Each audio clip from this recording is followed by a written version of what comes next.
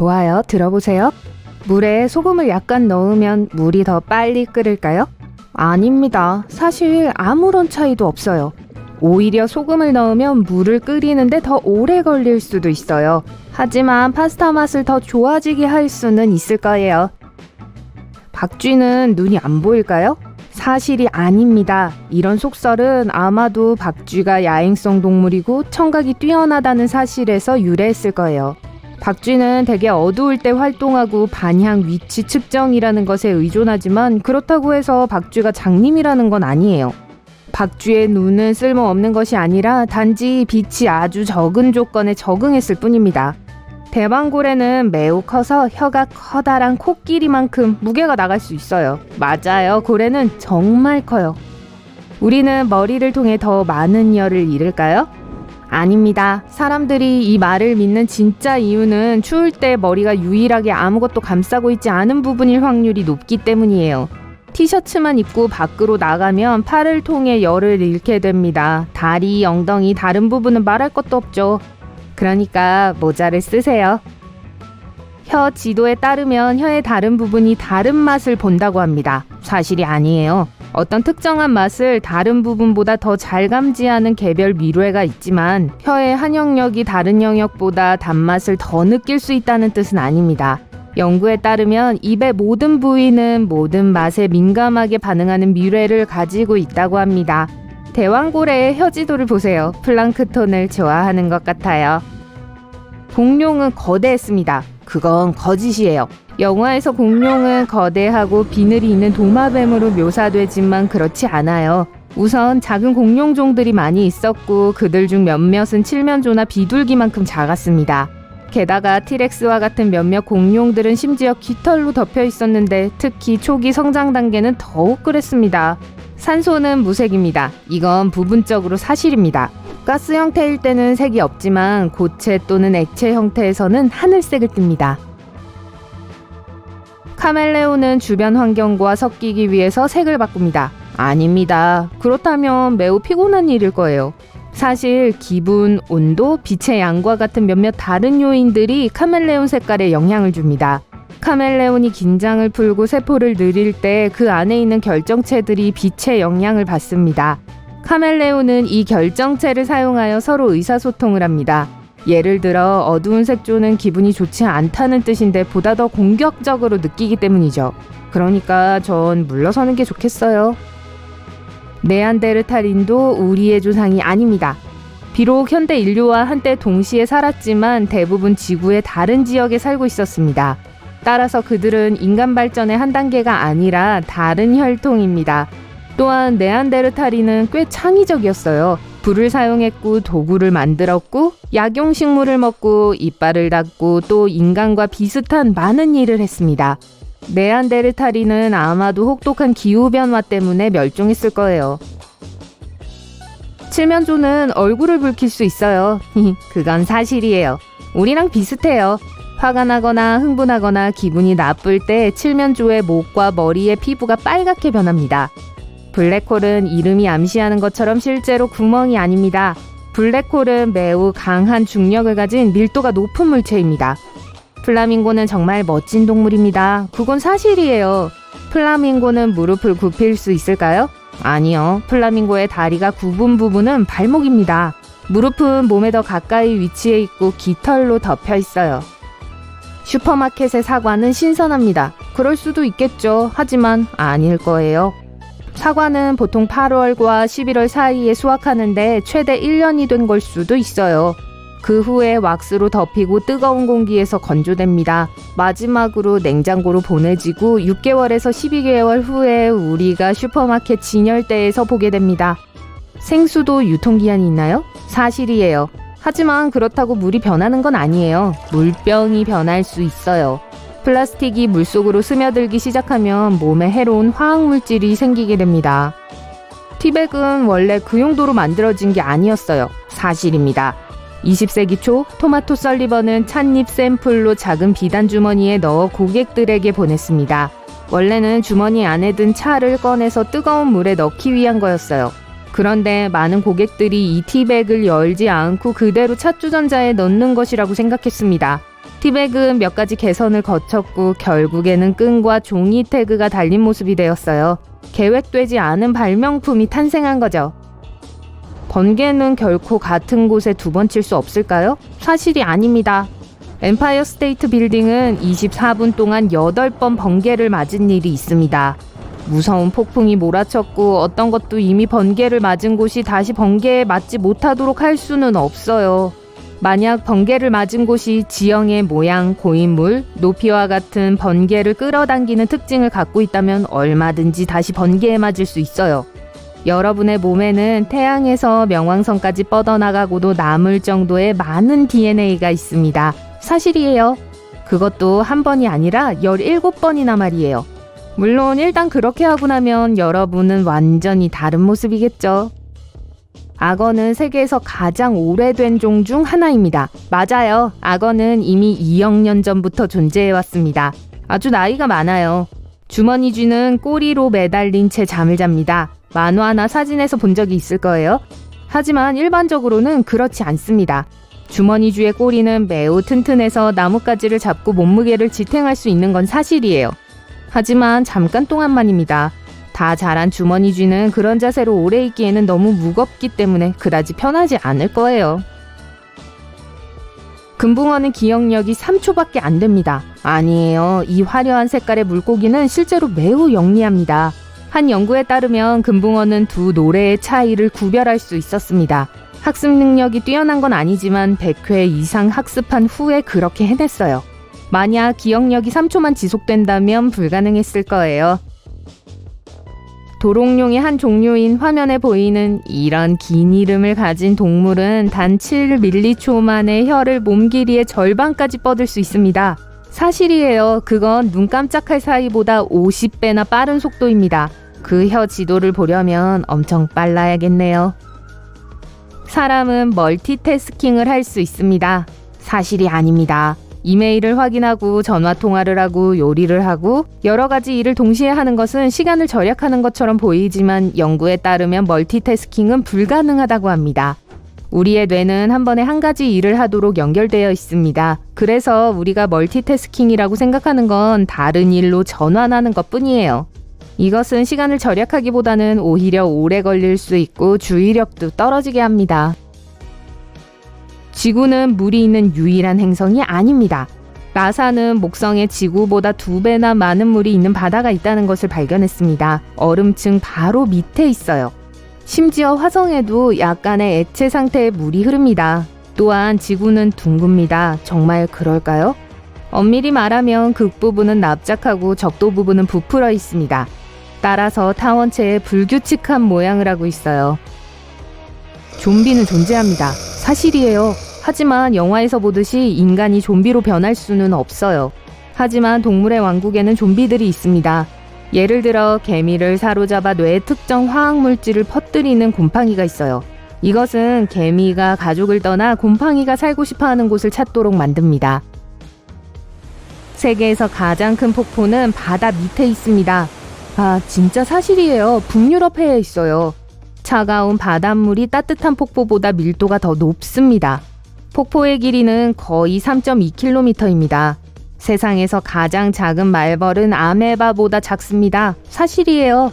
이 말벌은 다른 벌레들과 마찬가지로 눈, 날개, 뇌, 다리 등과 같이 똑같은 신체 부위를 가지고 있지만 길이가 0.02mm에 불과합니다. 대부분의 경우 우리가 아메바라고 알고 있는 단세포 유기체보다 더 작습니다. 눈은 항상 하얀색입니다. 사실이 아니에요. 소화정 근처에 있는 눈을 얘기하는 게 아니에요. 예를 들어 분홍색 눈이 있는 산이 있어요. 캘리포니아에 있는 시에라 네바다처럼요. 이 색깔은 그곳에 서식하는 특정한 종류의 해조류 때문에 생겨납니다. 오로라 보레알리스에게는 동생이 있어요. 사실이에요. 오로라 오스트랄리스라고 불리며 남반구에서 볼 수 있습니다. 그걸 보기 가장 좋은 때는 겨울이에요. 원자의 99% 이상이 빈 공간입니다. 사실이에요. 만약 우리가 세계의 모든 사람들을 함께 모으고 원자 사이의 빈 공간을 모두 제거한다면 지구의 인구를 오렌지 정도 크기 안에 모두 넣을 수 있을 거예요. 한번 해봐야 할 것 같아요. 그러면 버스에서 마침내 자리를 차지할 수 있겠네요. 돌고래들은 서로 이름을 부르며 의사소통을 합니다. 사실이에요. 돌고래는 서로 식별하기 위해 특정한 휘파람 소리를 사용합니다. 안녕, 물고기 정말 고마워. 변기의 물은 남반구와 북반구에서 다른 방향으로 흘러내려갈까요? 아니요. 변기가 호주에 있든 프랑스에 있든 간에 방향은 동일합니다. 정말이에요. 달팽이는 낮잠을 꽤 길게 잘 수 있어요. 사실입니다. 어떤 달팽이는 3년 정도 연속으로 잘 수 있습니다. 상어는 몇 킬로미터 떨어진 곳에서 아주 작은 피 한 방울의 냄새까지 맡을 수 있다고 하죠. 사실이 아니에요. 물론 냄새 맡는 상어의 뇌 영역이 넓은 것은 사실이지만 바다는 정말 크고 게다가 냄새 분자가 액체에서 퍼지는 데는 시간이 걸립니다. 물살이 좋아서 모든 조건이 완벽한 날이라면 상어는 축구장 한두 개 거리 밖에 있는 먹이 냄새를 맡을 수 있지만 수 킬로미터까지는 아니에요. 마지막으로 펭귄도 프로포즈를 합니다. 사실이에요. 펭귄은 일부 1처제이고 짝을 고른 후 수컷은 암컷에게 애정의 표시로 조약돌을 줍니다. 우와. 공룡을 파괴했던 그 소행성의 문제는 그게 떨어졌다는 게 아니라 어디에 떨어졌는지에 있었어요. 이 거대한 우주 바위는 착륙할 수 있는 최악의 장소를 발견했어요.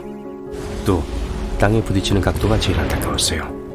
수직으로 떨어졌다면 파괴가 덜했을 거예요. 하지만 엄청난 양의 먼지를 공중에 일으키게 한 각도로 떨어졌죠. 재난이 발생한 후 수톤의 그을음이 타기 시작했어요. 6,500만 년 전 지구 표면의 13%만이 엄청난 양의 그을음을 형성하는 데 필요한 적절한 양의 유황과 기름을 포함하고 있었어요. 만약 그 소행성이 나머지 87% 지역에 떨어졌다면 공룡들은 오늘날에도 여전히 살아있을 수도 있어요. 하지만 최악의 장소를 강타했고 100만 톤의 불타는 물질을 하늘로 들어올렸죠. 눈부시게 밝은 입자의 구름이 하늘을 뒤덮고 땅을 가로지르는 여행을 떠났죠. 그러고 나서 이 입자들은 땅에 내려앉아 큰 규모의 화재를 일으켰어요. 나무들은 타오르고 더 많은 그을음을 하늘로 방출했죠. 하지만 그 소행성이 암석들에만 충돌한 게 아니었어요. 방사염으로 가득 찬 해안으로도 떨어졌어요. 충돌의 결과로 극에 타기 시작했고 황산이 대기 중으로 방출되었어요. 공기가 오염되었어요. 공룡들은 가망이 없었던 것 같아요. 그리고 이제 그 소행성이 다른 곳, 바다 한가운데 어딘가로 떨어진다고 상상해보세요. 거대한 파도가 그 땅 일부를 침수시켰지만 거의 모든 종류의 공룡들이 살아남은걸요? 혹은 더 좋게 바위가 사막의 어딘가로 떨어져 거대한 분화구를 남겼을 수도 있어요. 그게 전부예요. 네, 지나가는 여러 공룡들이 충돌해서 살아남지 못했겠지만 전반적으로는 상황이 그렇게 심각하진 않았을 거예요. 그래서 거대한 도마뱀이 우리 행성의 지배적인 존재로 남게 되었어요. 티라노사우루스와 다른 흉포한 파충류들이 매머드와 다른 고대 생물들을 사냥해서 다른 동물들이 발달하는 걸 허용하지 않아요. 포유류의 개체수가 감소하고 있어요. 벨로시랩터드의 영토 때문에 검치 호랑이와 거대한 곰과 싸우고 있어요. 공룡과 다른 동물들 사이에 생존 투쟁이 시작돼요. 그러다가 빙하기가 오고 몇몇 파충류들은 살아남지 못해요. 그러고 나서 새로운 선수들이 이곳에 등장해요. 인간들의 조기 조상들이죠. 공룡과 나란히 사는 건 어려워요. 도마뱀이 정착지의 동굴을 공격하기 때문에 사람들은 보호를 위해 높은 벽을 쌓아야 해요. 그런데 티라노사우루스는 생각했던 것보단 사람들에게 덜 위험해요. 최근 연구에 따르면 많은 생물들이 이 괴물로부터 도망칠 수 있었다고 해요. 네, 여러분은 아마 영화에서 티라노들이 차를 어떻게 쉽게 따라잡는지 봤을 거예요. 하지만 현실에서는 그렇게 무섭지 않을 거예요. 고생물학자 및 생물학자들은 이 공룡의 뼈의 힘을 분석했고 이 생명체가 빠른 속도에 도달할 수 없다는 걸 발견했어요. 가능한 최대 속도는 육상선수보다 2배 느리게 달린 거였어요. 수천 년이 흘렀어요. 사람들은 공룡과 함께 사는 법을 배웠죠. 심지어 몇몇 도마뱀들을 길들일 수 있었어요. 농업을 발전시키기 위해 초식 공룡을 길들였죠. 트리케라톱스와 황소가 이제 함께 밭을 갈고 있어요. 디플로두쿠스나 브라키오사우루스로 가득한 농장을 상상해보세요. 사람들이 이 긴 목을 타고 높은 나무에서 과일 따요. 스테고사우루스는 늑대와 벨로시랩트로부터 목줄을 보호해요.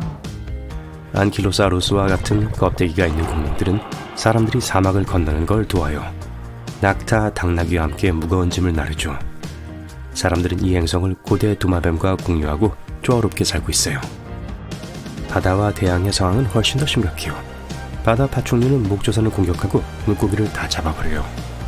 여러분이 수톤의 곡물, 직물, 모피 그리고 다른 상품들을 가지고 다른 대륙으로 항해하고 있다고 상상해보세요.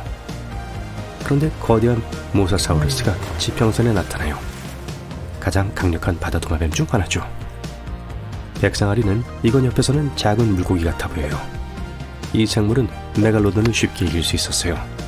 그러다가 목조선과 마주치게 돼요. 가판안을 물어서 배 전체를 물속으로 끌어당겨요. 수중공룡은 대륙 간 의사소통의 주 장애물이에요. 이게 진행 속도를 100년 정도 늦춰줘요. 사람들은 모사사우루스의 공격을 견디기 위해 금속배를 만들어요. 그리고 마침내 해수 연락망을 만들어내요. 첫 비행기가 하늘로 이륙할 때도 비슷한 문제가 발생해요. 보잉 여객기를 타고 있다고 상상해보세요. 창밖을 내다봤는데 익룡이 보여요. 아, 잠깐만요. 이건 불가능해요. 이 날개 달린 도마뱀들은 그렇게 빠르지 않아요. 하지만 헬리콥터나 오래된 포격기는 따라잡을 수 있어요. 이게 비행에 심각한 위협을 가하기 때문에 사람들은 각 항공기에 음향 보호 시스템을 설치해요. 익룡은 멀리서 거슬리는 초음파를 듣고 가능한 멀리 날아가요. 사람들은 잠수함과 선박의 같은 소리 보호막을 장착해요. 그러고 나서 사람들이 공룡으로부터 자신을 보호하는 방법을 배운 후에 또 다른 문제가 나타나요. 도마뱀은 야생동물의 왕이라서 다른 모든 동물종들을 쫓아내요. 공룡들은 아프리카의 사바나를 가로질러 달리고 털을 가진 도마뱀들은 추운 겨울숲에서 살아요. 사자, 늑대, 곰은 야생의 지배자가 아니에요. 코뿔소는 파라사울로로푸스와 싸워요. 스테고사우루스는 하마를 공격하여 이들의 영역을 빼앗아요. 독이 있는 공룡들은 정글에서 살아요. 나무에 오를 수 있는 도마뱀은 원숭이들을 놀라게 해요. 파충류 원숭이가 한 가지에서 다른 가지로 뛰어다니는 걸 상상해보세요. 일반 동물들을 멸종으로부터 구하기 위해 사람들은 포식성 파충류의 개체수를 조절해야 해요. 거대한 공원과 자연보호구역이 온 나라에 생겨나요. 사람들이 공룡을 그곳으로 옮기고 다른 야생동물로부터 그들을 분리해요. 공룡들이 완전히 통제되고 있는 것 같아요. 거대한 파충류에 야기된 위험이 지나가면 사람들은 더 작고 무해한 도마뱀을 번식시키기 시작해요.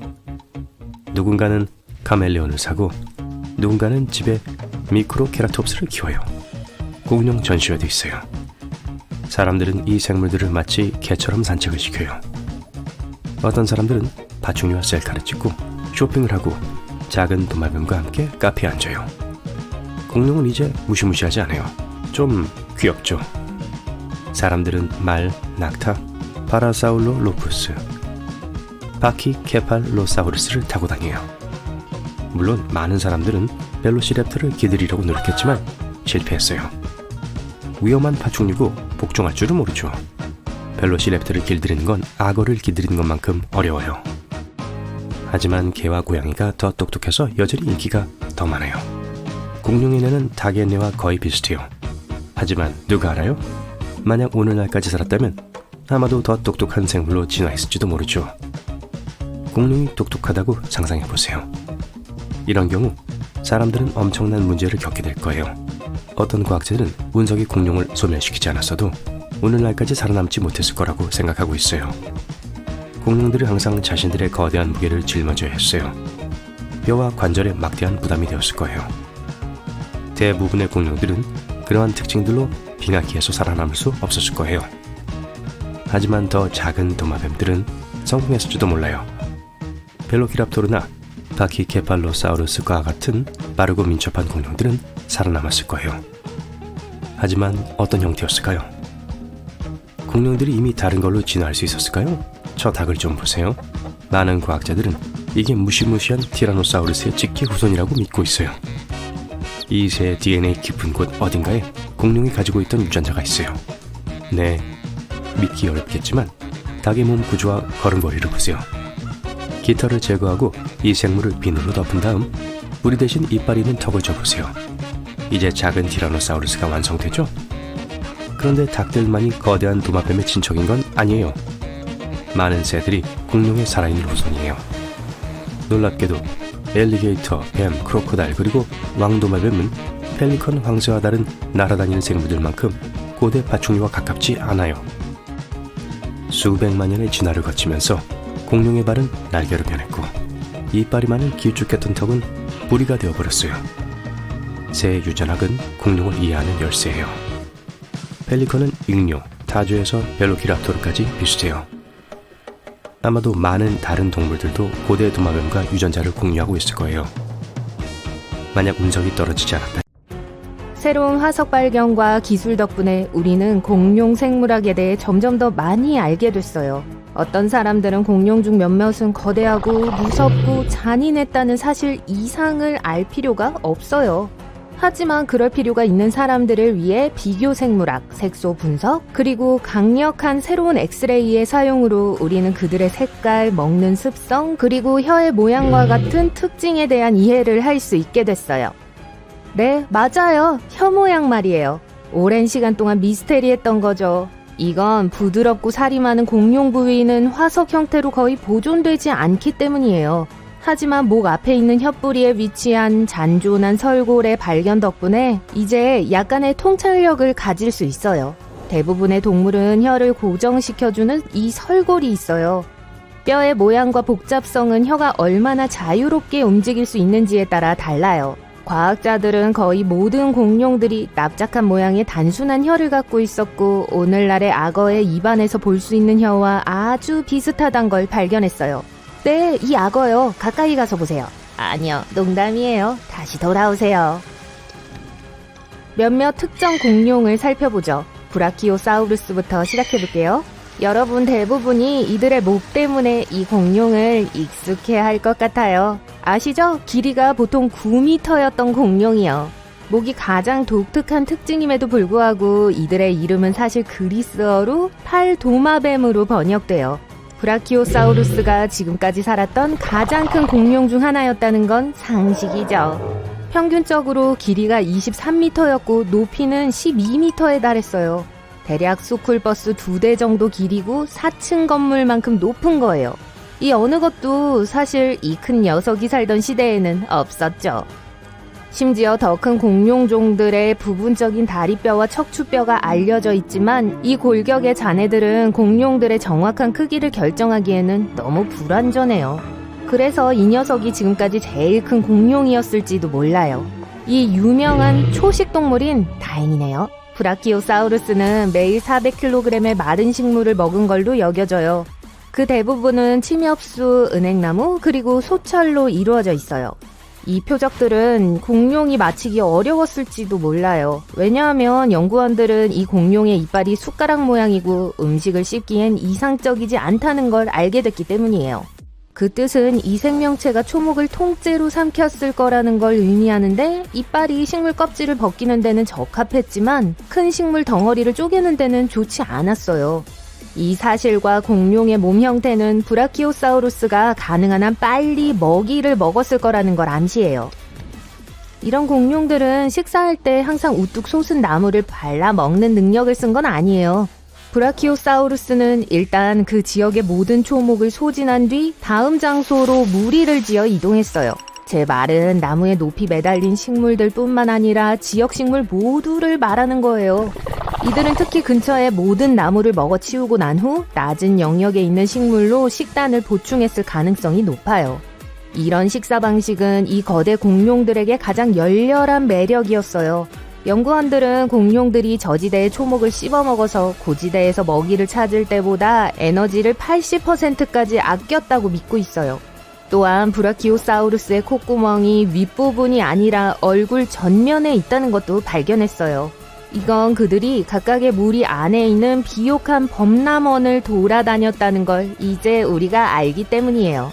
수십 년 동안 이 생물체는 깊은 물의 늪에서 살았다고 믿어져 왔죠. 인기 있는 공룡에 대해 또 흔히 하는 오해를 알아볼게요. 틀림없이 모든 공룡들 중 가장 유명한 티라노사우루스 렉스를 위해 박수 한번 쳐주세요. 지난 100년 동안의 발견으로 수강류는 두꺼운 깃털을 한 피부를 갖고 있다는 게 밝혀졌어요.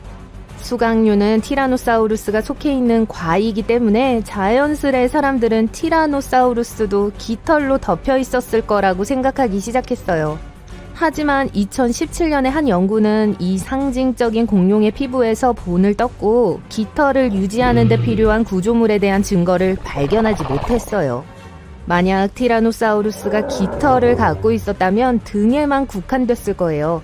연구원들은 티라노사우루스 렉스와 같은 과의 다른 큰 공룡들은 깃털로 뒤덮인 채 발견되었다는 걸 인정했어요. 그 예로 유티라누스 공룡이 있어요. 하지만 현재로선 깃털은 티라노사우루스의 공통 특징이 아니라는 게 일반적인 이론이에요.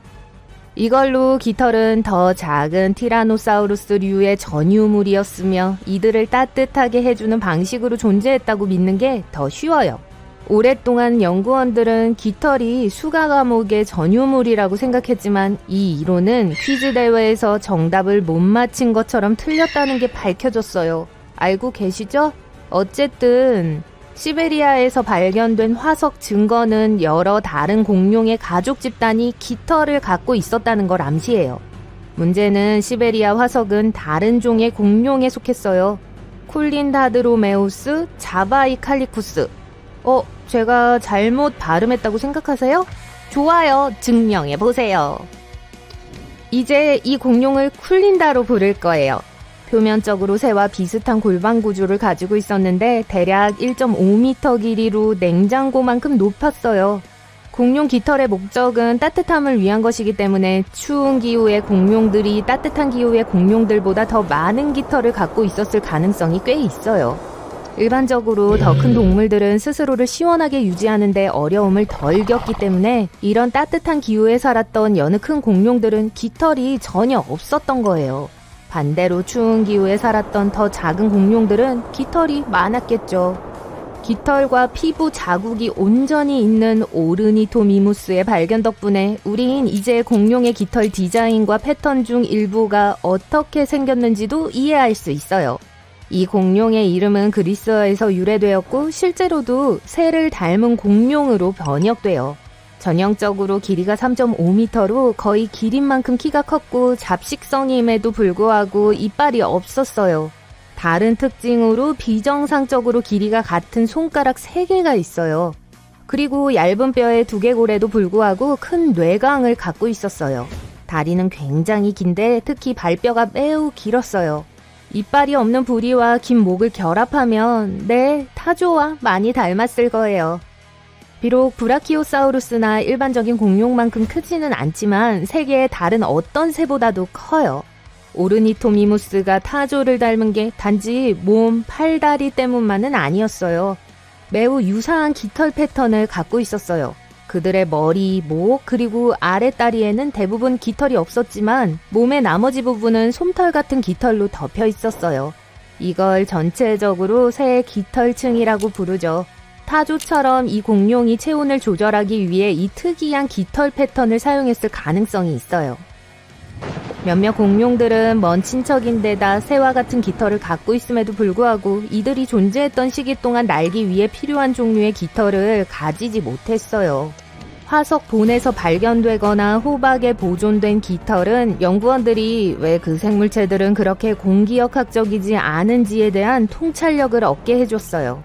이 깃털의 구조는 아주 단순해요. 윤곽이 형편없는 유연한 중앙 골간이 있었죠. 이 깃털들은 다른 공룡들의 관심을 끄는 걸 돕는 것들이었기 때문에 어떤 공룡에게든 치장의 용도로 쓰였을 거예요. 이 깃털들은 또 체온을 조절할 수 있는 기능이 있었을 겁니다. 공룡이 타조와 같은 깃털을 가졌단 말에 놀라셨나요? 이들의 선사시대 먼 파충류 사촌들이 털처럼 생긴 뭔가를 갖고 있었다고 하면 기절하시겠네요. 익룡을 소개합니다.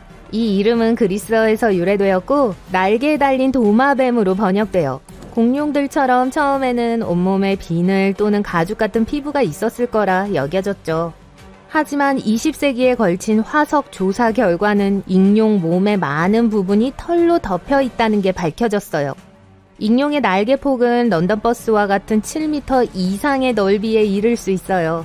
이빨이 없는 턱은 매우 길고 펠리칸의 턱을 닮았어요. 펠리컨처럼 생긴 게 어떻게 그렇게 무서울 수 있을까요? 이 생물들은 피크노 섬유로 덮여 있었어요. 이건 단순한 구조였고 구성은 깃털 같지만 가닥처럼 생겼고 털처럼 곱슬곱슬했어요.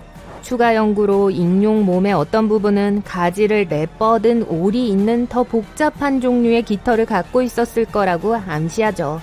만약 이게 정확하다면 공룡도 아니고 새도 아닌 동물에서 깃털이 발견된 게 처음일 거예요. 밤이 되어 파라오 투탕카멘의 마지막 안식처에 들어가려고 합니다.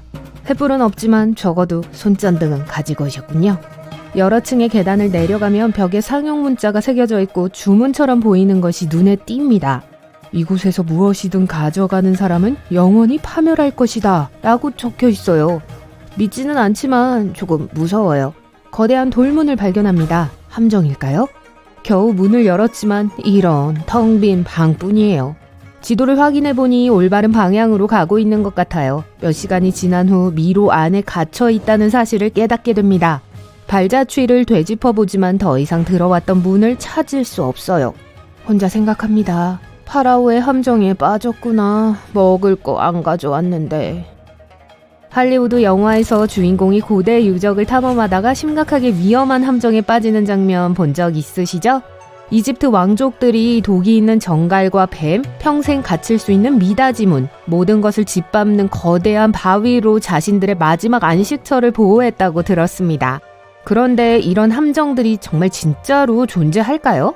이런 소식을 전하게 되어 유감이지만 이 모든 것은 허구입니다. 이런 정교한 덫은 고대 문명이 설치하기에는 너무 기술적이었어요. 그렇다고 함정이 전혀 없었다는 건 아니에요. 이집트나 마야와 같은 고대 문명에서는 이미 세상을 떠난 이들을 기리기 위해 기념비를 세우는 관행으로 유명합니다. 이러한 구조물은 종종 한 사람이 사회에서 차지하던 위치를 반영하죠. 따라서 정말 중요한 사람들, 즉 당대의 VIP를 위해서는 그들이 세상을 떠난 후에도 오랫동안 시신을 보관할 수 있는 거대한 기념물을 세웠어요. 이러한 문명 중 일부는 사람의 삶이 저 세상에서도 계속된다고 믿었습니다. 그래서 죽은 사람은 현세의 유품과 함께 묻혔죠. 돈과 권력이 많으면 마지막 안식처가 부와 금으로 가득 차게 될 거라는 뜻이었어요. 이제 여러분이 고대 이집트에 살고 있다고 상상해 볼게요. 파라오의 무덤이 어디 있는지 정확히 알고 있고 그 무덤에 보관된 금은보화에 대한 소문을 들었다고 가정해 보세요. 아마 직접 가서 확인해 보고 싶겠죠? 바닥부터 천장까지 황금 유물, 보석, 심지어 돈으로 가득 찬 넓은 방. 분명히 유혹적으로 들려요. 그리고 이런 장소의 입구를 지키는 경비원이 없었기 때문에 이집트인들은 재물을 어떻게 보호할 것인지에 대해 창의력을 발휘해야 했습니다. 고대 문명은 함정이 효과가 있다는 걸 알게 됐어요. 그중 하나는 도둑을 혼란스럽게 하기 위해 기념비 내부에 빈 방을 만드는 것이었습니다. 아멘호텝 3세의 마지막 안식처를 예로 들어볼게요. 아멘호텝 3세는 왕들의 서쪽 계곡이라고도 알려진 룩소에 세워졌습니다. 기원전 1905년에서 1914년 사이에 2명의 프랑스 기술자가 이 기념물을 처음 발견했죠. 이 구조물은 거대하며 긴 복도와 가파른 계단으로 연결된 10개 이상의 방으로 이루어져 있어요. 왕의 방은 가장 숨겨진 방이며 외부인이 왕의 방을 찾게 되기 전에 여러 개의 빈 방을 들어가게 될 겁니다. 다른 파라오들은 자신의 재산을 보호하기 위해 최대 6m 깊이의 구덩이를 숨기는 가짜 바닥이 있는 기념비를 제작하기도 했습니다. 이렇게 하면 왕의 휴식 공간으로 가는 길에 원치 않는 방문객이 깊은 구덩이에 놀라게 될 거예요. 파라오는 가짜 바닥과 함께 미로 스타일의 복도와 가짜 벽도 만들었어요. 이렇게 하면 도둑들이 왕의 진짜 방을 찾기까지 몇 시간, 며칠이 걸릴 수 있었습니다. 독사가 있는 구덩이의 경우 이런 구조물 안에 파충류가 있었다면 아마도 스스로 안으로 들어갔을 거예요. 그리고 그곳에 오래 머물지 않았을 가능성이 높습니다. 구덩이 안에 먹이가 없다면 뱀이 몇 년 동안 살아남을 수가 없어요. 할리우드에서 유래한 또 하나의 오해죠. 이런 함정이 지루하게 느껴진다면 고고학자들은 멕시코의 붉은 여왕 팔렌케의 마지막 안식처에서 흥미로운 덫을 발견했습니다. 팔렌케는 콜럼버스 이전 멕시코에서 가장 강력한 마야 도시 중 하나였죠. 붉은 여왕은 마지막 마야 왕의 할머니로 여겨졌으며 의심할 여지 없이 제국의 매우 중요한 인물로 여겨졌습니다. 그녀를 기리기 위해 사후 시신을 보관하기 위해 거대한 기념비가 세워졌어요. 무덤의 발견 자체만으로도 이미 흥분되는 일이었죠. 고고학자들은 1994년 이곳을 발굴하던 중 고대 기념물을 발견했습니다. 처음 본 건 숨겨진 문이 있는 방이었어요. 문을 열자 긴 복도가 펼쳐졌습니다. 마침내 이 복도 끝에는 여왕의 방이 있었어요. 고고학자들은 여왕의 미라가 그대로 있는 이 방을 발굴하게 되어 흥분을 감추지 못했죠. 여왕의 진주, 옥 조개 껍질, 값비싼 보석과 함께 미라를 발견했습니다. 하지만 발굴팀은 유골을 탐사하던 중 이상한 것을 발견했어요. 방 안이 붉은색 가루로 가득 차 있었어요. 연구원들은 마야인들에게는 붉은색이 중요했고 그들의 의복과 건물 대부분이 붉은색으로 장식되어 있다는 사실을 알고 있었습니다. 하지만 왜 여왕이 이 정체불명의 붉은 물질과 함께 묻혔는지 이해하지 못했어요. 추가 분석을 위해 샘플을 채취한 결과 붉은 가루가 매우 위험한 광물인 진사라는 사실을 발견했습니다. 이 가루를 흡입하면 심각한 건강 문제를 일으킬 수 있어요. 연구팀은 이것이 여왕의 재산을 훔치려는 자를 위한 함정일 수 있다는 결론을 내렸습니다. 위험한 가루는 지금까지 우리가 본 것 중 가장 강력한 덫으로 작용했을 수 있습니다. 하지만 아마도 원치 않는 방문객을 막는 가장 저렴한 방법은 기념비 전체에 주문을 쓰는 것이었을 거예요. 지금이야 비웃겠지만 당시에는 어느 정도 효과가 있었습니다. 주문은 보통 그 장소에서 무언가를 가져가는 사람은 비극적인 운명을 맞이할 것이라고 말하고 있었어요. 어떤 주문은 도둑이 큰 화재나 끔찍한 호수로 집을 잃게 될 것이라고 말하기도 했습니다. 또 어떤 주문은 도둑이 불치병이나 알 수 없는 건강 문제를 겪을 것이라고 저주했죠. 하지만 이런 주문은 사람들이 금을 훔치는 걸 막기에는 충분하지 않았습니다. 이런 저주가 실제로 효과가 있었는지에 대해서는 몇 가지 이야기가 있습니다. 그중 하나는 1920년대에 파라오 투탕카멘의 안식처를 발굴한 유명한 영국 이집트학자 하워드 카터에 관한 이야기였죠. 몇 달 동안 발굴에 실패한 카터는 우연히 무덤의 존재를 발견했어요. 몇 달 동안 수색하던 흙 바로 밑에서 계단 입구를 발견했습니다. 그는 팀의 도움을 받아 계단을 막고 있는 모래더미를 치우고 출입구를 발견했습니다. 문에는 여러 왕실의 상징이 새겨져 있었고 카터는 이것이 매우 중요한 사람이 묻혔다는 걸 의미한다고 생각했죠. 그가 옳았어요. 그는 끌로 출입구 왼쪽 상단에 구멍을 뚫고 촛불을 켜서 앞을 비췄습니다. 그는 자신의 눈을 믿을 수가 없었어요. 눈앞에 황금과 보석으로 장식된 여러 가지 물건들이 빛나고 있었습니다. 카터는 3000년 동안 숨어있던 투탕카멘의 마지막 안식처를 발견했어요.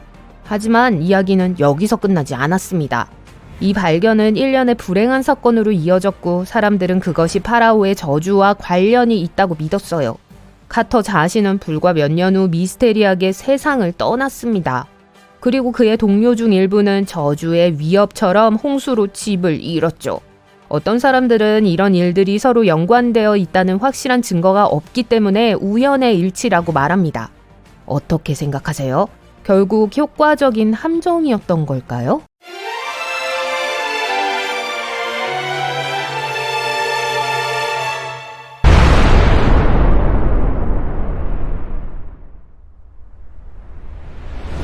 작은 생물부터 거대한 동물에 이르기까지 모든 동물들이 자신을 향해 다가오는 불의 벽으로부터 탈출하려고 하고 있습니다. 기온이 올라가고 주변 모든 것에 불이 붙기 시작했어요. 곧 지구의 많은 동물과 식물이 사라지게 될 거예요. 이건 지구에서 일어난 거대한 소행성 충돌의 후유증입니다. 하지만 공룡에게 비판적 사고 능력이 있었다면 이들은 무슨 일이 일어날지를 예측할 수 있었을 거예요. 이 소행성 충돌은 1년 전부터 예견할 수 있었기 때문이죠. 충돌 1년 전. 도시에 불빛 없이 하늘에는 반짝이는 별들이 총총 박혀 있습니다. 이 중 일부는 화성처럼 태양빛을 반사하는 행성이에요. 그리고 이 별 중 하나는 소행성입니다. 나중에 칙슬루브 충돌체라는 이름이 붙을 거죠. 이 이름은 오늘날의 멕시코 지역의 이름을 딴 것입니다. 어쨌든 현재 이 소행성은 별처럼 보입니다. 해왕성과 같은 밝기예요. 공룡에게 엄지가 있었다면 고화질 카메라로 사진을 찍을 수도 있었을 겁니다. 이 충돌체는 이제 목성의 궤도를 통과하고 있습니다. 이 정도 거리에서 보니 지구는 옅은 파란색 점처럼 보이네요. 충돌 1개월 전. 소행성이 훨씬 밝아졌습니다. 밤하늘에서 달 다음으로 가장 빛나는 점이 되었네요. 이 소행성은 이제 화성의 궤도를 가로지르고 있어요. 먼지와 가스로 구성된 소행성의 꼬리는 점점 더 길어지고 있습니다. 현재 이 꼬리는 지구에서 달까지 거리의 2배가 되었어요. 충돌 일주일 전. 충돌체의 꼬리는 이제 지구에서 달까지 거리의 5배가 됐어요.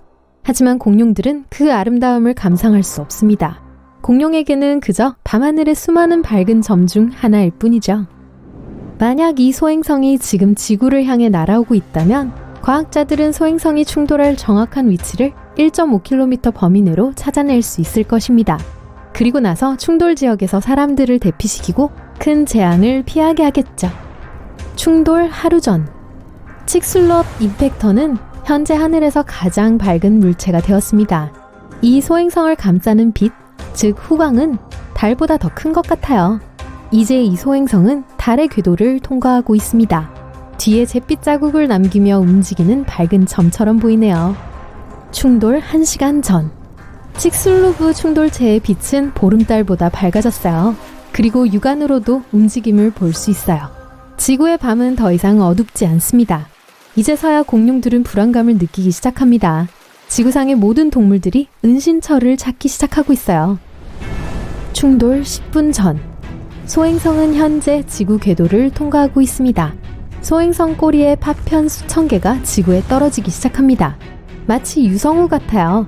하지만 파편은 너무 작아서 지구의 표면에 도달하기도 전에 모두 대기에서 타버립니다. 소행성이 남미 대륙으로 접근하고 있습니다. 유럽에서는 이 장면이 노을처럼 보일 거예요. 칙슬루브 충돌체의 밝은 점이 수평선 뒤로 떨어지고 있습니다. 충돌 2분 전. 공룡들은 이제 소행성의 모양을 쉽게 볼 수 있습니다. 만약 방법만 알았다면 소행성의 크기까지 추정할 수 있었을 거예요. 가로 너비 10km 정도예요. 그 말은 맨해튼과 거의 맞먹는다는 거죠. 그리고 이 거인의 무게는 7kg입니다. 이제 초속 12km 속도로 유카탄 반도를 향해 날아가고 있군요. 이 속도라면 뉴욕에서 로스앤젤레스까지 10분 안에 갈 수 있을 거예요. 대신 비행기는 활활 불타게 되겠지만요. 충돌 10초 전. 칙슬루브 충돌체가 지상으로 접근하고 있습니다. 몇 킬로미터만 더 가면 돼요. 쾅! 밤하늘이 갑자기 하얗게 변했어요. 섬광이 너무 밝아서 태양은 보이지도 않습니다. 소행성이 부딪히자 지구 반대편에서도 들릴 강렬한 폭발의 소음이 일어났어요. 이 거대한 소행성은 공기와의 마찰을 일으키며 불타기 시작했어요. 열이 오르더니 여러 조각으로 쪼개졌네요. 이제 지구의 파편이 마구 튀고 있습니다. 몇 초 후 운석의 가장 큰 부분이 땅에 떨어집니다. 이 충돌의 질량과 속도가 칙슬루브 충돌체에 엄청난 양의 에너지를 더해줬어요. 다음에는 엄청나게 강력한 폭발이 땅을 뒤흔듭니다. 운석의 폭발파가 충돌 지점으로부터 퍼져나가기 시작했어요. 거대한 흙덩어리와 나무를 뜯어낸 다음 도미노처럼 땅으로 밀어냈어요. 폭발파의 온도가 너무 뜨거워 충돌 현장 주변의 모든 것에 불이 붙어버렸어요. 충돌 때 방출된 에너지 역시 행성에 깊숙이 침투했어요.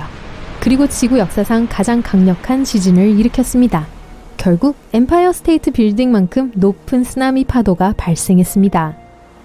충돌 10초 전. 운석은 거대한 분화구를 남겼습니다.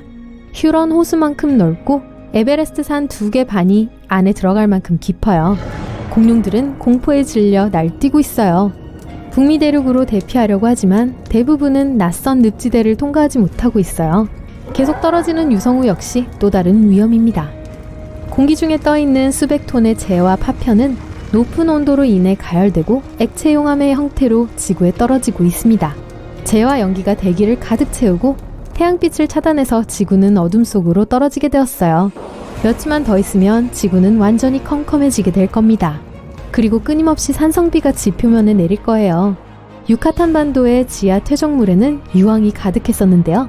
폭발 에너지가 그 모든 유황을 증발시켰습니다.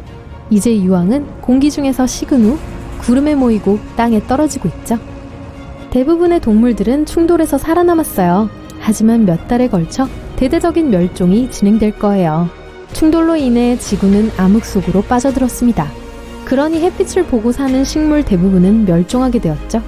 초식 공룡은 주 먹이원을 잃고 사라지기 시작했어요. 그리고 초식 공룡은 육식 동물의 주된 먹이였죠. 이제 티라노사우루스와 같은 공룡은 먹을 것이 없습니다. 곧 육식 동물 역시 멸종됩니다. 다시 말하면 공룡을 전멸시킨 것은 운석이 아니라 배고픔과 기후변화였어요. 이 정도 크기의 운석은 1억 년에 한 번씩 떨어집니다. 즉, 이런 일이 다시 일어날 수도 있다는 뜻이에요. 인간은 이런 재앙에서 살아남을 수 있을까요? 요즘은 먼 우주를 관찰할 수 있죠. 그리고 칙슬루브 충돌체만한 소행성의 출현은 천문학자들에게 놀라운 일이 아닐 거예요. 일반적으로 지름이 140m 이상인 소행성은 잠재적으로 위험하게 여겨집니다. 어쨌든 우주물체가 접근하고 있다는 걸 안다면 음식과 물자를 채운 대피소를 지을 수 있을 거예요. 소행성이 충분히 가까워지면 그 안에서 충돌과 그 결과를 기다리면 됩니다. 하지만 사람들이 다시 돌아오면 도시와 마을이 허물어져 있는 모습을 보게 될 거예요. 우리 행성은 황폐한 사막처럼 보이게 되겠죠? 그러니까 다른 대안이 필요합니다. 즉, 충돌의 영향을 막는 것이죠. 방법은 소행성의 크기와 물질에 따라 다양할 겁니다. 나사에 따르면 가장 효과적인 방법은 키네틱 램이라고 합니다. 먼저 우주선처럼 상당히 크고 무거운 물체를 우주로 보내야 합니다. 이 물체가 소행성에 접근하면 과학자들은 완벽한 궤적을 골라서 우주선이 그 소행성과 부딪히게 만들 수 있습니다. 이때 강렬한 충돌이 소행성의 방향을 바꿔서 지구를 지나 날아가게 할 수 있을 거예요. 그러면 이 우주체가 지구에서 멀어지게 만들기가 더 쉬워질 겁니다. 또 다른 선택사항은 소행성의 표면에서 폭발을 통제하는 거예요. 뉴턴의 운동 제1법칙을 활용하는 거죠. 물체가 일직선에 일정한 속도로 움직인다면 어떤 힘이 작용하지 않는 한 그 물체는 계속 같은 방향으로 움직인다는 이야기인데요. 우리가 충분히 큰 폭발이나 힘을 가하면 소행성은 궤적을 바꿀 거예요. 얼마나 움직일지는 소행성에 가하는 힘의 양에 달려 있습니다. 혹은 소행성 안에 침투해 바로 폭발시킬 수도 있어요. 이번 경우에는 소행성의 궤적을 바꿀 필요가 없죠. 대신 거대한 바위 덩어리 하나를 작은 조각으로 쪼개는 거예요. 그러면 대기에서 타버려서 지구에 아무런 해를 끼치지 않을 것입니다. 또 다른 방법은 중력 터그입니다. 모든 무거운 물체에는 저마다의 중력과 중력장이 있죠. 우리의 목표는 우주선을 소행성에 보내고 그 옆에 붙어 비행하게 만드는 것입니다. 그럼 소행성이 우주선을 끌어당길 거예요. 하지만 엔진이 저항을 하겠죠. 그러면 속도는 느리지만 분명 소행성이 배 쪽으로 당겨지게 될 거예요. 이 방법은 시간이 훨씬 더 걸리겠지만 소행성의 방향은 점차적으로 바뀌고 바라건대 지구에 충돌하지 않게 될 거예요. 태양열도 활용할 수 있습니다. 거대한 돋보기가 달린 우주정거장을 만드는 거예요. 그리고 이 우주정거장을 태양에 더 가깝게 보낼 거예요. 소행성이 발견되면 렌즈를 그 방향으로 향하게 하고 태양빛을 소행성에 모읍니다. 그러면 태양의 열로 인해 소행성의 물질이 증발하게 될 거예요. 그러면 충돌체가 궤적을 바꾸게 되겠죠? 거대한 공룡떼가 숲을 가로질러 달립니다. 온도가 빠르게 상승하고 공룡 뒤에 있는 모든 것에 불이 붙기 시작합니다. 어떤 공룡들은 늪에 갇혀서 빠져나오지 못합니다. 익룡은 곧 지구를 덮을 폭발의 파장을 피하려고 머리 위를 날아갑니다. 이 사건은 약 6,600만 년 전에 일어났어요. 그것은 지구 위의 거의 모든 생명체를 멸종시켰습니다. 새들과 날아다니는 공룡들은 역사상 가장 대규모의 멸종 사건에서 살아남을 수 있었던 거의 유일한 존재였습니다. 제 탓이 아니에요. 저는 그때 태어나지도 않았어요. 공룡의 진화 계보를 따라 내려가서 역사상 최초의 새를 살펴볼게요. 시조새입니다. 현대의 까마귀 정도의 크기였지만 깃털을 가진 작은 공룡처럼 보였어요. 악어처럼 작은 원뿔 모양의 이빨을 많이 가지고 있었습니다. 그것은 시조새가 새보다는 파충류에 더 가까웠기 때문이에요. 하지만 시조새의 뇌는 악어의 뇌보다 3배나 컸어요. 깃털이 달린 날개를 가지고 있었지만 현대의 새들처럼 날지는 못했습니다. 어깨 관절 때문에 등 위로 날개를 들 수가 없었어요. 그래서 완전한 날갯짓을 할 수가 없었죠. 아마도 시조새는 작은 날개 퍼덕임으로 활공 비행을 할 수 있었을 거예요. 진화 덕분에 더 진화된 종이 완전한 비행을 할 수 있게 되었습니다. 익룡. 익룡은 깃털은 없었고 피부와 근육으로 이루어진 막이 있었어요. 날개 길이는 사람 다리 길이 정도였어요. 익룡은 완벽하게 날아서 물고기와 작은 동물들을 잡을 수 있었습니다. 비록 날아다니는 공룡들이 벨로키랍토르나 티렉스와 같은 육상 포식자들을 쉽게 앞지를 수 있었지만 대부분은 거대한 운석의 충격을 이겨내지 못했어요. 이 사건을 단계별로 살펴보면서 그 공룡들이 어떻게 우리 시대까지 오게 됐는지 알아보겠습니다. 운석 충돌 10분 전. 맨해튼 섬 크기의 거대한 암석이 우주에서 지구를 향해 이동하고 있어요. 그것의 무게는 460조 톤입니다. 지구상에 살았던 포유동물 중 가장 무거운 대왕골의 3조 마리에 해당하는 무게예요. 그리고 그건 초속 19km의 속도로 지구에 접근하고 있습니다. 그 속도라면 단 4.5분 만에 대서양을 건널 수 있어요. 현대 우주선이 날 수 있는 속도보다 2배나 빨라요. 운석 충돌 5초 전. 점점 긴장되네요. 지구의 중력은 계속해서 거대한 운석을 끌어당깁니다. 지구 대기에 구멍을 내고 그 굉음은 너무나 커서 지구 반대편에서도 들을 수 있어요. 지구상의 모든 동물들이 공황 상태에 빠집니다. 머리를 들고 공기를 통과하며 타오르기 시작하는 거대한 바위를 봅니다. 주 운석으로부터 작은 조각들이 떨어져 나가기 시작해요. 이 불은 너무 밝아서 거의 태양과 비슷하게 빛납니다. 날아다니는 공룡과 현대 새들의 다른 조상들은 위험을 처음으로 감지합니다. 그들은 목숨을 구하기 위해 하늘로 직진하여 충돌 지점에서 최대한 멀리 날아가려고 해요. 충돌의 순간, 운석의 거대한 질량과 속도는 운석에 엄청난 양의 에너지를 제공합니다. 그것이 지구에 닿자마자 150조 톤의 TNT에 달하는 폭발을 일으킵니다. 그 폭발의 파장은 말 그대로 지구 한 덩어리를 떼어내서 공중으로 던져버립니다. 거대한 에너지 벽이 충돌 지점에서 사방으로 움직이기 시작해요. 그것은 나무를 뿌리째 뽑아서 도미노처럼 땅으로 밀어냅니다. 충격파가 지구를 완전히 감싸고 있어요. 이 에너지는 열로 바뀝니다. 충돌 지점 주변의 모든 것에 불이 붙기 시작하고 녹색 정글과 나무들이 몇 초 만에 타고 남은 수추로 변해버려요. 땅과 바위는 그냥 증발해버립니다. 그 충돌은 거대한 지진을 일으켰어요. 어떤 공룡들은 땅에 생긴 틈으로 떨어졌을 거예요. 강한 지진이 엠파이어 스테이트 빌딩보다 높은 파도의 쓰나미를 일으켰어요. 불타는 숲에 갇히지 않은 공룡들은 거대한 파도에 떠내려갔어요.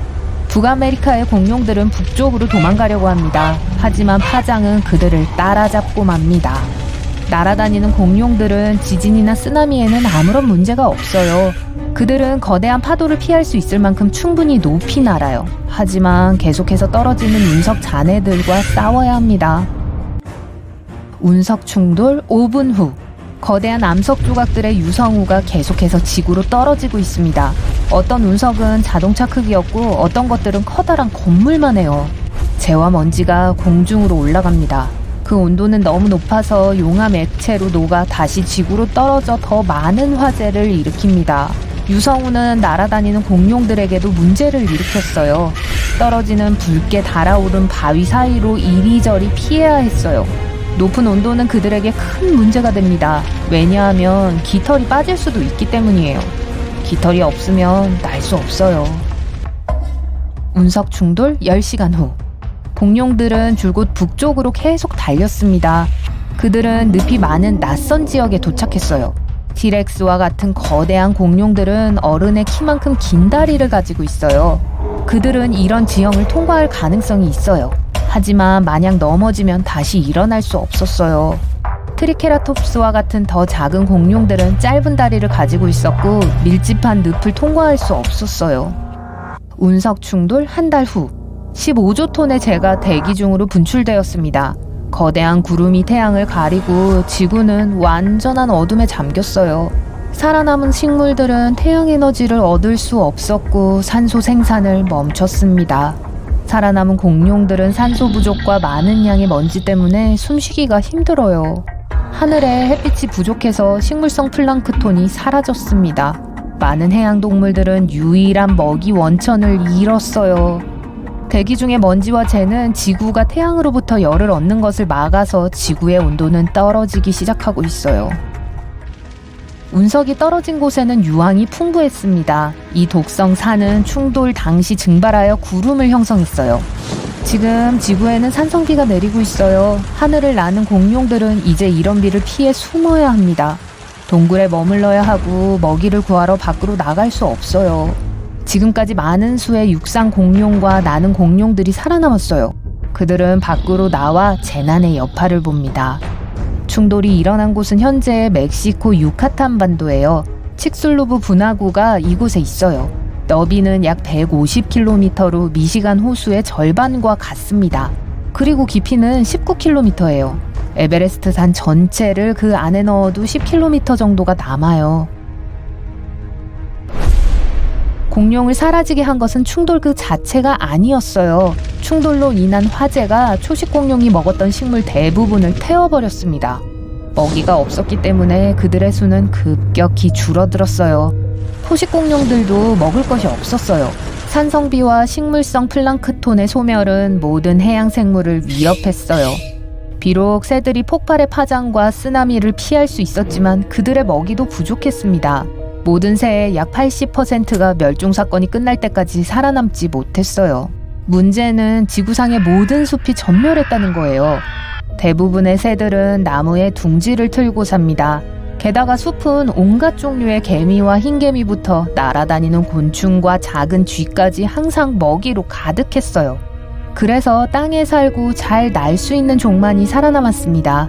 아마도 그들은 살아남은 작은 식물의 씨앗을 먹었을 거예요. 이런 식단으로 하늘을 나는 공룡들은 진화 중에 이빨을 잃게 됐어요. 날카로운 이빨이 많은 턱 대신에 땅에서 작은 씨앗을 주울 수 있는 긴 부리를 가지게 됐죠. 비록 지구는 지금 살기 끔찍한 것처럼 보이지만 새들에게 진화적인 붐이 일고 있습니다. 그들은 먹이를 찾아 먼 거리를 여행해야 합니다. 그들의 날개는 더 강해져요. 또한 이전에 자신들을 먹이로 여겼던 포식자들로부터 안전해집니다. 이제 어떤 티렉스도 잠자는 새의 허를 찌를 수 없게 됐어요. 충돌 후 약 1000년 후 최초의 울창한 숲이 나타납니다. 그것은 진화에 또 다른 큰 힘을 줍니다. 100만 년 후 먹이로 가득 찬 숲에는 현대 쥐새의 조상들이 번성합니다. 그리고 6500만 년 후 오늘날에는 약 만여 종의 새가 있습니다. 비둘기, 까마귀, 독수리, 그리고 매 등이죠. 펭귄도요. 이들은 모두 공룡의 후예예요. 하지만 다른 생존자들이 있어요. 몇몇 악어 조상들은 변화하는 환경에 적응할 수 있었어요. 거북이의 약 80%가 대량 멸종해서 살아남았고 이제 그 후손들이 우리 곁에 살고 있어요. 뱀과 도마뱀도 굴 속에서 힘든 시간을 견뎌냈습니다. 단공류 동물과 같은 일부 포유류도 살아남았어요. 이 고순도치 크기의 동물은 계속해서 진화할 수 있었어요. 수백만 년 후 이 포유 동물들은 영장류로 진화했고 이것은 훗날 현대 인류로 이어졌습니다. 그리고 훨씬 더 시간이 지난 후에야 아이폰이 등장했죠. 모아의 조각상들은 수백 년 동안 당당히 서 있었어요. 한때 사람들은 이 거대한 조각품들을 조각하기 위해 엄청난 노력을 기울였어요. 그리고 나서 갑자기 만드는 걸 멈췄어요. 그런데 왜 그랬을까요? 이 미스터리를 알아봅시다. 타히티 동쪽 4022km에 위치한 이스터 섬은 163제곱킬로미터의 면적을 갖고 있어요. 오늘날까지도 세계에서 가장 고립되어 있는 섬 중 하나죠. 한때는 다양한 나무와 양치식물들로 가득 찬 숲으로 덮여 있었어요. 하지만 최초의 인간들이 서기 400년경에 섬으로 왔을 때 숲은 천천히 사라지기 시작했어요. 그리고 서기 1250년부터 모아의 조각상들이 곳곳에 나타나기 시작했어요. 사람들은 꾹 눌린 화산재, 현무암, 조면암, 붉은 화산암재와 같은 다양한 종류의 암석으로 조각상을 만들었어요. 화산섬이기 때문에 동상을 만드는 사람들이 사용할 수 있는 재료들은 이것뿐이었죠. 그리고 건축업자들이 작업을 마치자 부석으로 덮였어요. 조각상들의 얼굴이 다 달라요. 하지만 짙은 눈썹과 큰 코로 모두 뚜렷한 표정을 갖고 있어요. 발은 몸에 새겨져 있어요. 어떤 것들은 머리 위에 모자를 쓰고 있어요. 섬에는 거의 900개의 조각상이 있어요. 크기도 달라요. 평균 높이는 4m고 가장 큰 것들의 높이가 10m에 달하고 무게가 82톤까지 나가요. 조각상들의 얼굴이 다 달라서 그 섬에 살았던 조상들, 추장들, 그리고 다른 중요한 사람들을 대표하고 기리고 있다는 이론들이 있어요. 하지만 확실한 증거 없이는 모아이의 진정한 목적을 알아내는 건 거의 불가능해요. 한때 해안을 따라 아름답게 서서 정착촌에 있던 사람들을 지켜봤을 거예요. 그리고 등은 바다의 영적 세계를 향해 있었죠. 유럽인들이 1700년대에 모아이 조각상을 처음 발견했을 때 많은 조각상들이 이미 쓰러져 있었어요. 그리고 조각상 건설은 그보다 훨씬 전에 중단되어 있었어요. 이걸 만드는데 엄청난 노력이 들어갔어요. 전문 공예가들은 기본 곡괭이로 천천히 조각상들을 조각하는데 많은 시간을 보냈죠. 최대 6명으로 구성된 팀은 하나의 동상을 만들기 위해 1년 내내 열심히 일해야 했어요. 그리고 나서 종종 그걸 섬의 특별한 장소로 운반해야 했죠. 17.7km나 떨어진 곳으로요. 탄소 연대 측정의 도움으로 전문가들은 이 조각상들이 서기 1250년에 나타나기 시작했다는 걸 알아냈어요. 그리고 나서 갑자기 서기 1500년쯤에 그 과정이 멈췄어요. 조각상의 창조자들은 돌끌들을 마지막으로 썼던 곳에 그냥 두었어요. 그리고 모든 조각상 중 4분의 1만이 실제로 있어야 할 곳에 놓였어요. 그중 절반은 여전히 채석장에 남아있고 나머지는 운송 도중 땅에 버려져 있었어요. 이 섬에서 무슨 일인가가 일어났고 그걸로 모두 조각상에 대한 흥미를 잃었어요. 왜 이런 일이 일어날 수 있었는지에 대해 많은 이론들이 있고 그 대부분은 삼림 벌채와 관련이 있어요. 섬 주민들은 조각상들을 섬을 가로질러 운반하기 위해 나무를 사용했을 거예요. 아마도 썰매와 밧줄의 도움으로 했을 것이고 심지어 조각상을 굴리기 위해 통나무를 사용하거나 띄우기 위해 카누를 썼을 수도 있어요. 결국 나무가 고갈되기 시작했어요. 섬에 있던 나무들은 자라는데 아주 오랜 시간이 걸렸어요. 그리고 쥐들이 대부분의 씨앗을 먹었죠. 사람들은 나무를 다양하게 썼어요. 그리고 실용적인 것들뿐만 아니라 다른 조각상을 만들기 위해서도 필요했어요. 섬의 주민들은 이 조각상들을 세운 걸 중단할 수 있었던 또 다른 이유는 다른 프로젝트로 바빴기 때문일 수 있어요. 인구가 증가함에 따라 특화된 바위 정원이 더 흔해졌어요. 이게 토양을 따뜻하게 유지하면서 동시에 비료를 만들어주어 토양이 아주 좋았죠. 섬 주민들은 이 바위 정원을 만드는데 더 많은 시간과 노력을 들였어요. 그래서 조각상을 만들고 옮기는 데 집중할 시간이 충분하지 않았던 거예요. 다른 이론에서는 사람들이 믿는 게 시간이 지남에 따라 변했다고 제안하고 있어요. 아마도 섬 사람들은 한때 그 조각상들을 조상들과의 연결로 보았을 거예요. 그러나 얼마 후 힘과 인내의 과실을 묘사하는 의식들이 더 널리 퍼졌어요. 그리고 이런 의식들로 섬 사람들은 바다새와 관련된 그림을 조각하기 시작했어요. 바다새가 섬의 대표 동물이 됐죠. 사람들은 조상들이 조각상 대신 새들을 통해 자기들을 보고 있다고 믿기 시작했어요. 그래서 더 이상 모아이를 만들 이유가 없어진 거죠. 어쨌든 이 이론들이 사실일 수도 있어요. 하지만 중요한 건 이 작은 섬이 증가하는 인구를 지탱할 수 없었다는 거예요. 한때 숲으로 뒤덮였던 무성한 땅이 순식간에 척박한 풍경이 되었어요. 처음 몇 세기 동안 사람들은 숲의 자원에 의존했었어요. 하지만 1550년 이후 숲이 사라지자 농업이 더 중요해졌어요. 한때 환상적인 거석을 만들기 위해 같이 일했던 부족들은 대신 서로 경쟁하는 데 집중했어요. 땅과 자원을 위한 이 투쟁을 하는 동안 사람들은 모아이의 중요성을 축소시키고 싶어서 모아이 조각상들을 쓰러뜨렸어요. 그 후 몇 세기 동안 모든 조각상들이 밀려 쓰러졌지만 모두가 고의적이었던 건 아니었어요. 오랫동안 방치된 후 많은 게 자연스럽게 넘어갔어요. 어떤 건 심지어 섬을 둘러싸고 있는 바닷물에 빠지기도 했어요. 그리고 거기서 한동안 있었죠. 하지만 이 조각상들에게 좋은 소식이 있었어요. 전 세계 방문객들에게 훌륭한 경험을 제공한다면서 다시 세워진 거예요. 여러분이 고립된 섬까지 여행을 한다면 여러분이 할 첫 번째 질문은 동상이 어떻게 만들어졌는지, 어떻게 옮겨졌는지가 아닐 겁니다. 애초에 사람이 어떻게 여기로 올 수 있었던 거예요. 역사상 가장 놀라운 위협 중 하나였어요. 폴리네시아인들이 확실히 꽤 놀라운 일들을 해냈죠. 기원전 1500년부터 이 뱃사람들은 세계를 탐험하기 시작했어요. 그 시대에서 가장 진보된 해양 발명품들을 사용했죠. 그들은 쌍둥선과 아우리거배로 바다를 건너 동남아시아에서 시작해 태평양 전역의 더 많은 곳에 거주했어요. 기원전 900년에는 하와이에 살 만큼 북쪽으로 갔었고 기원전 1200년에는 뉴질랜드까지 가서 살았어요. 그리고 물론 동쪽으로 가장 멀리 간 것이 이스터 섬이었어요. 불과 몇백 년 만에 이 초기 선원들은 평방 수천 킬로미터의 지역에서 살았어요. 그들은 자신들이 이미 어디에 갔다 왔는지를 기억했고 이런 식으로 바다를 항해할 수 있었어요. 아주 다양한 기술을 사용했었죠. 낮 동안 해가 뜨고 지는 걸 봤어요. 밤에는 별들이 그들을 도왔죠. 만약 날씨가 흐려 선원들이 시각적으로 방향을 알아낼 수 없다면 다른 훌륭한 방법들을 사용했어요. 해류와 파도 패턴의 움직임을 관찰하고 물속 생물 발광에 주의를 기울였어요. 이런 패턴들이 특정 섬들이 위치한 곳을 찾는 걸 도왔어요. 이 뱃사람들은 멀리 있는 섬들과 환초들이 어떻게 공기와 바다의 간섭 패턴을 일으키는지도 이해했었어요. 새들도 특정 신호를 제공해 주었어요.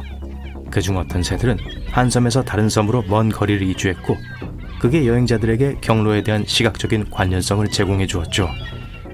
다른 종류의 새들은 먹이를 먹는 특정한 시간대가 있었어요. 선원들은 이 새들이 언제 어디서 사냥을 하는지 알고 있었고 이 새들이 먹이를 어디서 먹는지에 따라 배를 몰았어요. 바이킹들은 항해 능력에 비해 너무 많은 인정을 받았어요. 바이킹들이 태양 나침반을 사용하던 곳에서 초기 폴리네시아인들은 자연 자체가 자신들을 어떻게 인도하는지에 대한 지식에 온전히 의존했었죠. 그들의 기술이 너무 진보되어 있어서 1769년에 영국 탐험가인 제임스 쿡 선장도 바다에 대한 폭넓은 지식 때문에 폴리네시아인 항해사를 고용하기도 했어요. 하지만 더 놀라운 것은 그 사람이 왜 보라색 일몰 살면서 한 번쯤은 보셨을 거예요. 일반적으로 불길한 건 아니고 빛이 이동하는 방식과 관련이 있어요. 태양이 만들어내는 빛은 흰색이에요. 프리즘을 통과하면 빨강, 주황부터 파랑, 초록, 남색까지 다양한 색상의 광파를 볼 수 있죠. 빛은 장애물이 없는 경우 일반적으로 직선으로 이동해요. 파란색과 보라색을 포함한 더 짧은 광파는 대기 중의 분자나 에어로졸과 같은 장애물을 만나면 더 쉽게 산란돼요. 일몰과 일출 시간대에는 태양이 지평선이 낮기 때문에 태양빛이 보라색과 파란색 빛을 산란시키는 더 많은 분자를 통과해야 하죠. 이때 눈이 포착하는 색은 노란색, 주황색, 빨간색이에요. 하지만 적절한 조건이 갖춰지면 화려한 보라색 하늘을 볼 수 있어요. 때때로 보라색 하늘은 허리케인, 산불 또는 먼지 폭풍 등 훨씬 더 무서운 이유로 나타날 수 있어요. 공기 중의 수증기 농도가 증가해서 빛이 평소보다 더 많이 산란되기 때문이에요. 먼지, 석양, 낮게 깔린 구름도 모두 이 자연스러운 쇼에 기여해요. 해질녘에는 아직 빛이 충분하면 하늘이 주황색과 빨간색으로 변해요. 그런 다음 분홍빛을 발산하며 위에 짙은 파란색 하늘과 섞이죠. 이제 분홍색과 파란색을 섞으면 어떻게 되는지 기억하시나요? 보라색이 되죠. 모든 허리케인이 하늘을 보라색으로 만드는 것은 아니에요. 허리케인이 발생할지 예측한 것은 무지개를 예측한 것과 같아요. 하지만 사람들은 몇 차례의 대형 허리케인이 하늘을 보라색으로 물들였다고 보고했어요. 녹색 하늘은 보라색 하늘만큼이나 화려해 보이지만 실제로는 위험을 알리는 신호이기도 해요. 보통 청둔번개, 우박, 토네이도가 근처에 있다는 것을 알려주는 신호예요. 이 독특한 색은 노란색 태양 광선이 폭풍 구름에서 나오는 파란색 빛과 혼합되어 나타나는 결과예요. 자, 상쾌한 바람을 맞으며 바닷가에서 멋진 하루를 즐기고 있는데 갑자기 바닷물이 엄청난 속도로 밀려오기 시작합니다. 이건 해변에서 최대한 빨리 멀리 도망치라는 신호예요. 쓰나미가 다가오고 있다는 뜻일 가능성이 높아요.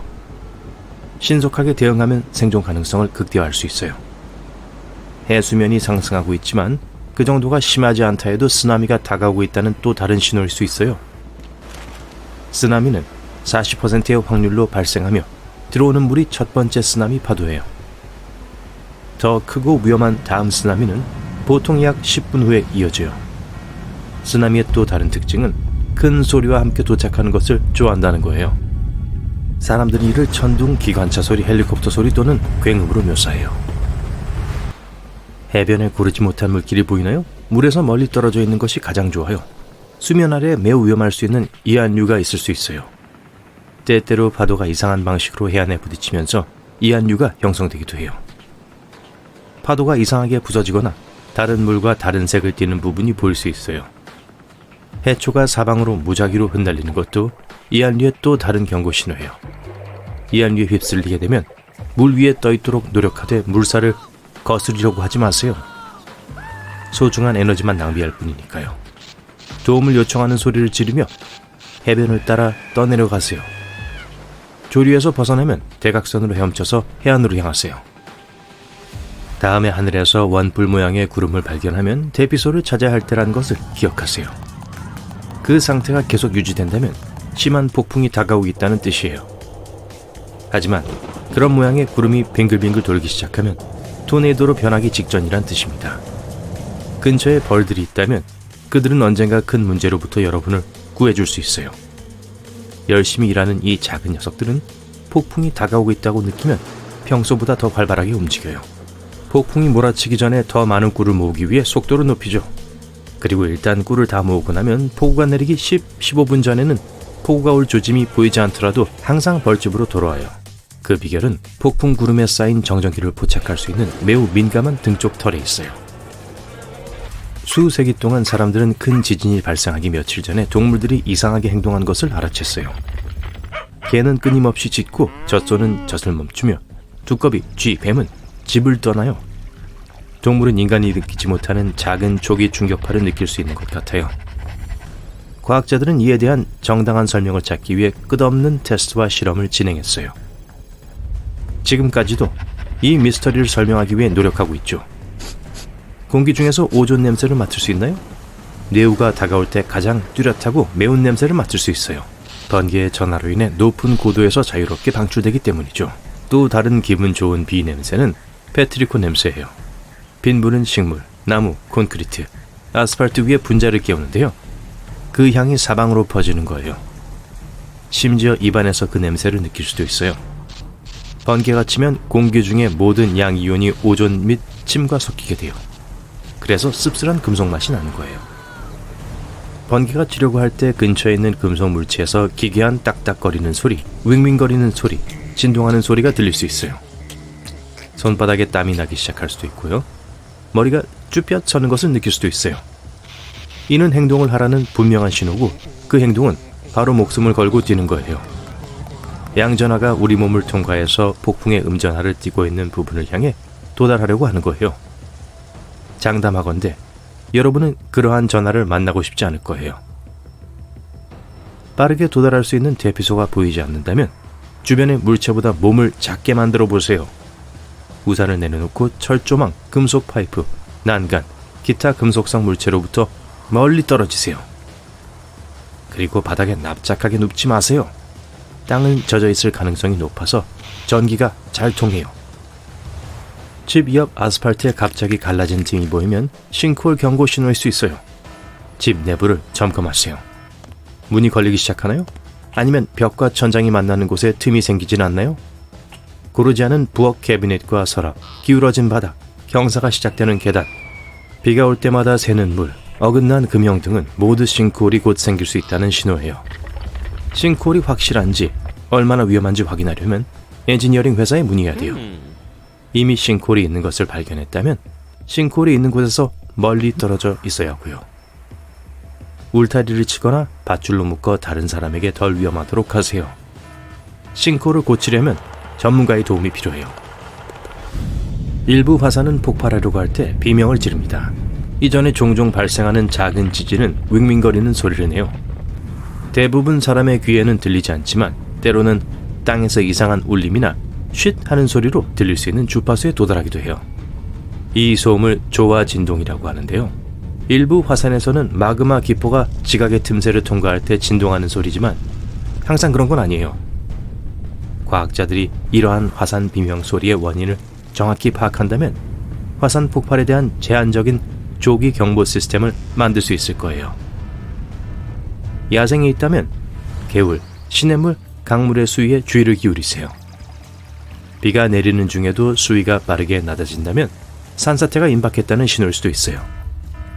그리고 희미하게 울리는 소리나 바위가 서로 부딪히는 것과 같은 비정상적인 소리가 들리면 잔해가 다가오고 있다는 신호일 수도 있어요.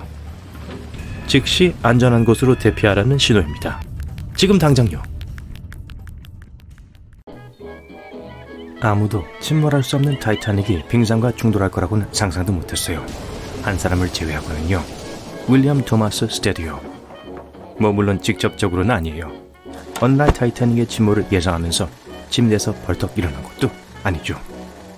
오히려 타이타닉이 침몰하기 26년 전인 1886년 3월 3일에 생존자가 들려주는 어떻게 대서양 한가운데 우편선이 침몰했는가 라는 힘을 실어주는 단편 소설을 썼어요. 네, 간단하게 요약해볼게요. 타이타닉은 1912년 4월 사우스햄턴에서 뉴욕까지 북대서양으로 이동했어요. 배는 빙산에 부딪혔고 3시간도 채 지나지 않아 완전히 물에 잠겼어요. 제한된 구명보트의 개수와 차가운 물 때문에 탑승한 2208명 중 단 706명만이 살아남았어요. 또 다른 여객선인 카르파티아호가 조난 신호를 듣고 생존자들을 태워 안전하게 뉴욕으로 데려왔어요. 윌리엄 스테드가 쓴 짧은 이야기는 미국행 여객선을 탄 영국 선원인 토마스에 관한 이야기예요. 어느 순간 주인공은 비상시를 대비해 배에 탑승한 모두를 위한 구명보트가 충분하지 않다는 걸 깨달아요. 며칠 후 짙은 안개가 모든 시야를 덮게 돼요. 행운은 전기선의 편이 아니었어요. 떠돌이베어 충돌했어요. 타이타닉이 빙산에 부딪힌 것처럼요. 916명 중 고작 200명만이 안전하게 미국에 도착했죠. 주인공은 물에 뛰어들어 구명보트에 올라타서 간신히 살아남게 됐죠. 여러분, 그 이야기가 업계의 모든 사람들을 격분시켜 배의 구명보트를 죽어하게 했을 거라고 생각했을 거예요. 하지만 안타깝게도 이 책이 출판됐을 때는 거의 주목을 받지 못했어요. 더 비극적인 것은 윌리엄 토마스 스테드가 타이타닉이 침몰했을 때 타고 있었다는 거예요. 그리고 그는 살아남지 못했어요. 스테드를 알고 있던 생존자들은 스테드가 항상 쾌활했고 식사 중에 이야기하는 걸 좋아했다고 언급했어요. 그는 배의 디자인이나 얼마나 튼튼한지를 칭찬했어요. 목격자들은 또 배가 침몰했을 때 구명조끼를 다른 사람에게 주면서 그가 어떻게 도움이 되었는지에 대해 이야기했어요. 그는 직업상 기자였고 행사를 위해 뉴욕으로 가는 길이었어요. 그가 현대 저널리즘에 가장 크게 공헌했던 것 중 하나는 모든 신문기사에 사파를 사용한 거예요. 또한 신문 인터뷰를 도입했는데 사파와 함께 오늘날에도 여전히 쓰이고 있죠. 하지만 이 이야기가 재난을 예견한 유일한 출판물은 아니었어요. 모건 로버트스는 작가이자 단편소설과 소설을 쓴 전직 선장이었어요. 그의 가장 유명한 중편소설은 타이탄의 자네예요. 또한 허무로도 알려져 있어요. 이 책은 타이타닉보다 14년 전인 1898년에 쓰여졌어요. 이것은 북대서양을 횡단하고 있던 타이타닉과 비슷한 해양 전기선인 타이탄에 대한 소설이에요. 또 타이탄이 타이타닉만큼 빠르고 크기나 디자인과 같은 많은 다른 유사점을 공유했다는 것도 우연이에요. 책은 그 배를 가라앉을 수 없고 그 당시 바다를 항해한 가장 큰 배로 묘사했어요. 이것도 타이타닉에 대한 것과 같아요. 또 다른 섬뜩한 유사점은 갖고 있던 구명보트의 수가 제한적이라는 거예요. 이야기는 타이타닉이 여행을 떠나 빙산에 부딪혔던 때인 4월에 일어나요. 타이탄 이야기에서도 그 끔찍한 사고에서 살아남은 사람은 거의 없다고 언급했어요. 스테디의 이야기와 달리 로버트슨의 주인공은 다른 길을 택했어요. 타이탄의 침몰은 책 중간쯤 되는 곳에서 일어나요. 그래서 사고 후에 주인공은 그의 삶을 이어갔죠. 이 책은 타이타닉 후 참사 이후 다시 주목을 받게 되었어요. 어떻게 거의 10년 후 일어난 사건을 그렇게 정확하게 묘사할 수 있었을까요? 많은 사람들이 로버트슨은 미래를 볼 수 있다고 믿기 시작했어요. 하지만 현실은 로버트슨이 배를 잘 알고 있다는 것이었어요. 더 많은 연구를 하지 않고도 핵심을 적는 건 그에게 쉬웠어요. 현실적으로 그 당시 선박들의 가장 큰 위협 중 하나는 빙산에 부딪히거나 다른 선박과 충돌하는 것이었죠. 다음 이야기는 약간 신비롭게 들려요. 어느 날 알렉스 맥켄지는 타이타닉에 탑승하지 말라는 경고의 목소리를 들었어요.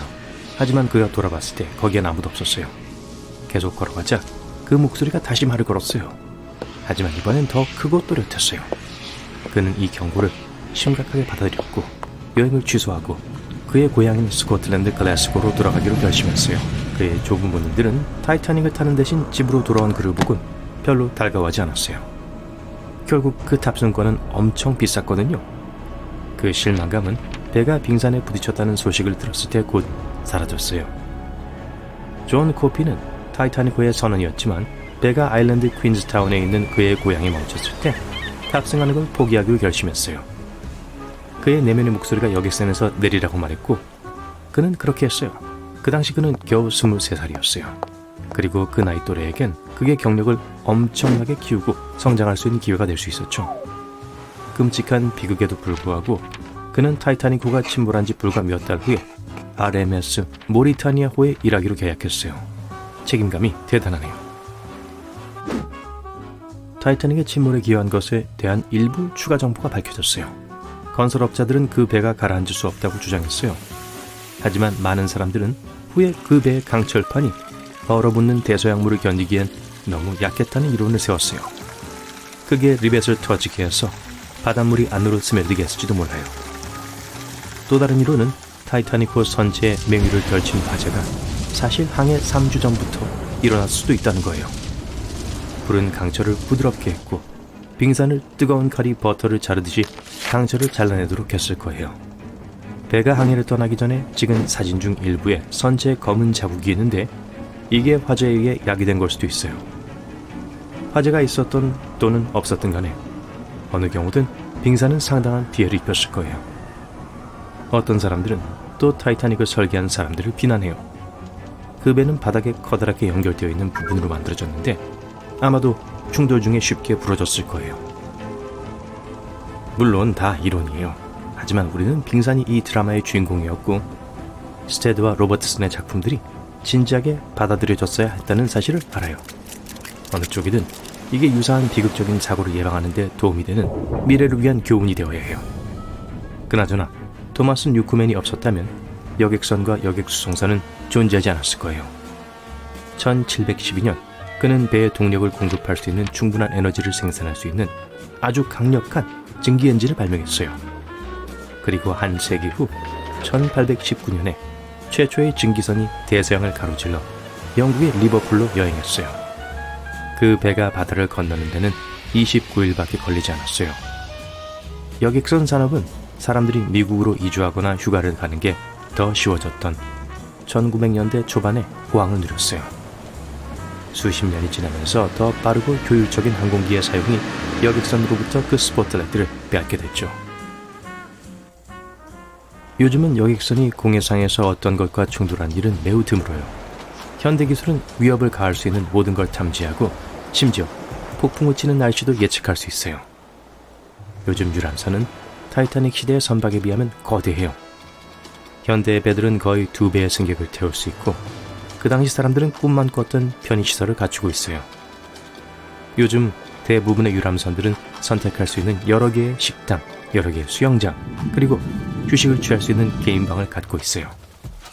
만약 재밌는 걸 원한다면 라이브 공연을 볼 수도 있어요. 헬리콥터 이착륙지를 잊지 마세요. 재밌잖아요. 여러분이 아파도 걱정하지 마세요.